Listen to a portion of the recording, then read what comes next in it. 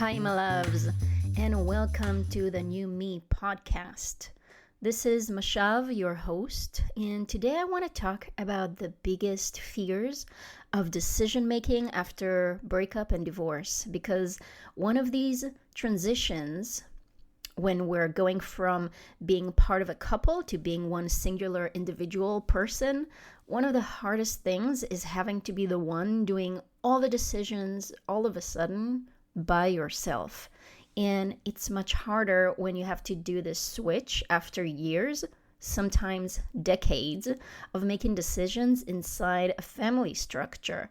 So it's something that can be hard even if you're used to making decisions together with your spouse, but sometimes you realize after a breakup that you've been given away so much of your agency and your decisions have been made by other people for you for so long that it's a huge shock to have to make critical decisions all of a sudden by yourself. And when you're getting a divorce, it's not just one decision. It's like all of a sudden you have to face major decisions about what's going to happen in your future for yourself, for your family, your kids, and you're having to do it at the same time as you're losing the structure that you used to rely on for decision making. So what happens is it feels really risky to make decisions, and it happens at the same time that other things are going on as well. The emotional turmoil of having to break up your marriage, your identity shift, going from someone's wife to being divorced and single again, living on your own. All the big and small changes you are forced to make are overwhelming your system. And in these exact moments, you collapse because making decisions is not only different now from how you used to make them, but also you are overflown with other stuff that's preventing you from thinking clearly and making the best decisions in the time that it's most important for you to make decisions in the best way possible. So today I decided to talk about the biggest questions women raise after breakup, separation, and divorce that have to do with the difficulty of having to make decisions in this complex time of your life. We're going to start with 6 most pressing, common, and popular questions that I'm going to try to talk about each one of them. I don't have all the answers, but I think just raising these questions can be helpful because different women have different ways of dealing with all these fears. Okay, so let's start. Question 1 is, how do I deal with the fact that I feel panicked and disoriented now that every decision is suddenly on me? This is, I think, an identity question because one of the fears that comes with this shift is realizing your old life is gone. You're essentially grieving that old life, and at the same time, you have to step into this new role. A person who makes her own decision for herself. And it's funny because for me, this fear came up first with small decisions. Like suddenly I was panicked about day-to-day things. I remember being stuck on things like, should I get a new dishwasher or get someone to try to fix the old one? It's not like a life-changing decision, but it affects your daily life and you suddenly find yourself stuck every day for the small things because your old way of deciding was bringing it up to my ex and we would figure out the decision together. And it felt a lot easier because it felt supported. Whatever we decided, I felt good about it. Now, there's always this feeling of, is it the right decision? I don't know. I have to make it myself. So when this fear comes up, women react differently. Some people panic. Some people find someone else to make the decisions for them, family members or friends. And some people completely avoid decision making because it's putting too much weight on their system. And I want to say all of these reactions are normal, but I think the best way to deal with this panic is to learn a new framework for decision making and do it intentionally. And we're going to talk about a few strategies and techniques to do it today in this episode. So let's go to question 2. What if this one decision is going to ruin my life or my kids' lives or my future? This is one of the deepest fears women have, especially with bigger decisions. And it's kind of ironic because this time of your life is exactly when you have to make a lot of critical life-changing decisions, when you have no idea how to come to the best decision. And as a result is that you feel like every decision is life or death. It feels so risky, especially if you already made the huge decision of ending your marriage. Then you realize that was just the first out of many big decisions you have to make. Are you going to move to a new city? Are you going to keep the house or move out? Or what's the custody going to look like? Or are you going to switch schools or jobs? Or all of these decisions, they are big decisions. And usually you face them with the support of a spouse inside a structure that's socially accepted. And also you face them sparingly across time, not all at once. But now all of a sudden you get a rush of all these decisions all at the same time. It's exhausting and it feels high risk. You feel like, am I just one decision away from making the worst mistake of my life? And this is a valid fear. Also, finances is a big fear here because it feels like making a mistake here, your finances for the rest of your life can be impacted. Or if you choose the wrong job or the wrong city, your kids can be ruined in ways that you can't even predict. And that anxiety of making a huge mistake distort your vision and your ability to make an informed, good decision. So I want to bring a reframe here. What I found important for myself was realizing I am definitely going to make mistakes and they are definitely going to cost me in some way. And there is no way around it. I know that sounds bleak, but I just realized I can only do my best. Some decisions I will regret. Some won't be the best decisions. I will miss things. There is no way to avoid that completely. And this is hard, especially when you're thinking about your kids and people you love and you don't want to hurt them. And I'm not saying you should be hasty or impulsive or do things without considering them. That's not what I'm saying at all. I'm saying that you can have the best framework, the best knowledge, the best research, the best support, and still make mistakes. And there is no way around that. The only thing you can do is accept it and know there's always a way to course correct. Learn from your mistakes, make better mistakes next time, and make better decisions. Decision making is like a muscle you have to train. Okay, question number 3. I grew up with parents and partners who made all the decisions. Now, how do I learn to do it all by myself? This is a fear of responsibility, having to take responsibility for things you're not used to. It's similar to finances, which I talked about last episode. Something might have been someone else's responsibility before, and now all of a sudden you're the main person responsible for making decisions. You might not have had any training, knowledge, or skills to do that. And decision making is a skill. We are not born knowing how to run a decision-making system. So this is actually a good point in life to learn it so you can have your agency back and build a life you truly care about. And within learning that skill, you learn to trust your own judgment, your own value, your own opinions, and start listening to your inner voice. And this is empowering because it directly connected to self-trust. Many times when we're learning how to be the decider in our lives, we still hear the voices of someone else in our mind when we're making decisions.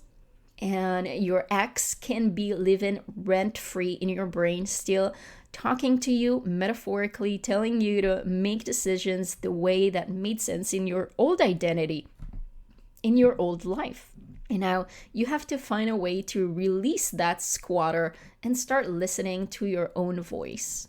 That's a whole process of growing out of pleasing other people, which brings me to question number 4.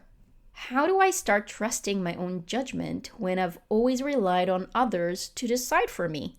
Trusting yourself is a whole other topic, and I'm going to make an episode dedicated to how to trust yourself again, especially after years of losing that trust within a marriage or through a divorce process. But I will say this: trusting yourself comes from little actions of following through on your own decisions consistently. Think about someone you trust. It can be a person that you trust, or a brand, or a company. Why do you trust them? Usually you trust them because they do what they say they're gonna do. They follow through and they do it every single time. Trust doesn't happen immediately when you meet someone new. It builds with multiple interactions. Every time they say something will happen, and then it happens. Trust grows, and you can build the same trust with yourself. In the beginning, you won't trust yourself much, but you start with tiny things you can follow through on. Every time you tell yourself you're going to do something and you do it, your trust builds. You're gathering evidence that you are trustworthy. So here's a simple 3-step system for building self-trust again. First, every day, choose one thing you can promise yourself and follow through on, as small as it needs to be. It can be taking the trash out, or calling someone, or showing up to a meeting, whatever. Second step is, during the week, collect evidence. Literally notice, I do what I say I'm going to do. Third, once you build that base, you can increase the difficulty slowly. You follow through on your promise. And at the end of the day, you can say, I can trust myself to do hard things too, not only the easy things. This is not a one-day in and out process. It takes time. Okay, question 5. How do I stop overanalyzing every option and actually make a choice? This comes up a lot. We get stuck in a loop of overthinking and decision paralysis. It can look like making endless pros and cons lists, looking for clues just to be sure you're making the right decision, asking people again and again what you should do, and you get stuck in the stage of preparing to make the decision, thinking about it, without getting to the stage of choosing and ending the process. A lot of women I work with are stuck here. And yes, underneath that is often the fear of ruining your life, like we talked about. But even when it's not that dramatic, it's often that you don't have a system to finish the process. So a few ways to get out of the loop before we even get to the full framework. One is, remember that sometimes your choice is not final. You can decide, I'm choosing this for now. You can choose a little experiment, a smaller version of that decision. For example, if you're thinking, should I go back to school? That's a big, costly, life-changing decision. But what if you take one online course while keeping your job and you taste that direction without pulling the trigger all the way? And that's an experiment you can do, or a trial period, a smaller version of that decision. Another little system is, don't look for the best decision. Look for the good enough decision, especially for decisions that are not life-changing. Set yourself a time limit. Once the time limit is reached, choose something and run with it. Now let's go to the more practical part. Question 6. What's a simple step-by-step way to make a decision when I feel completely overwhelmed? There are a lot of decision-making frameworks out there. I'm going to give you one, and if this one isn't the best one for you, that's okay. There are others. But I really like making decisions from a place of values. And if you haven't already done the Build Your Compass exercise, you can find it in the show links. It's a 5-minute core value exercise you can do for free, and it helps you quickly find your top 3 to 5 core values. This is the base of making decisions, especially hard ones, because your values are like a compass. They show you the way towards decisions that might not be easy, but will be aligned with how you see your life, your future, your identity. So start with your values always. Once you have your list, here's the framework. Step 1, clarify the decision in one sentence. This might sound redundant, but sometimes we're not even sure what we need to decide until we simplify it. And when you can put it into one simple sentence, it becomes manageable. For example, I have to choose if I'm moving to a new city or staying in this city after the separation. Step 2, identify which value matters most in this decision. Your values might come from different categories. It could be personal growth, it can be relationships, like family, or it could be work and career, like achievement. So ask yourself, which value is most relevant here? For example, if one of my top values is achievement and I'm offered a job in a different city, then that might push me towards moving. But if one of my top values is family and the job is far from my family, that might push me towards staying. And yes, sometimes multiple values collide. That's normal. Step 3 is list your options and look for a secret option number 3. Many decisions look black and white, either or questions. But often there's another option you haven't thought about yet, or a combination, or neither option, or both. So ask yourself, are these truly the only 2 options? Maybe the option is stay in the same city, but move to another neighborhood, or something creative like that. Then step 4 is gather just enough information with a time cap. The quality of your decision is measured by the quality of your information. So you don't want to skip this step, but you also don't want to stay in this loop forever. For some decisions, you have a built-in time limit, and if you don't create one, then gather the information you need. Research the cities, look at schools, job opportunities, cost of moving, whatever you actually need to know to make the decision. And then step 5, decide and choose a review point. Sometimes the decision becomes clear, but sometimes you're still deliberating. And if you're not fully sure, choose a review point. For example, I'm going to stay close to my family because family matters more to me right now, but I'm going to reassess in 2 years. Or I'm going to sublet for 3 months in this new neighborhood before I commit to a permanent apartment in this neighborhood. A review point helps you move forward without needing to feel 100% certainty. So the full framework again: 1, clarify the decision in one sentence. 2, identify the value that matters most. 3, list options and find a secret option number 3. 4, gather enough information with a time cap. 5, decide and set review point if needed. Okay, so we went through the identity fear, the big decisions fear of ruining your future, the fear of not having the skill to make decisions. We talked about how to trust yourself. We talked about the ways you can stop overanalyzing and finish that process. And we went through a simple step-by-step way to make decisions when you are flooded. In the next episode, we'll talk about what happens after you make a decision, how you manage other people's opinions, how you manage guilt, how decisions connect to your identity, and how to build big change from small decisions. Decision making can be super stressful, but once you train that muscle, you gain so much more agency and power over your life that you're never going to be able to give that away again. And for all you women out there, like I said before, there is no way to escape making mistakes. Sometimes they're painful mistakes that cost you. We all make them. The only way is to make peace with that and learn from your mistakes. So it was lovely having you here. Thank you so much for listening in today. With that, thank you, and I hope you will come back next time for Decision Making Part 2.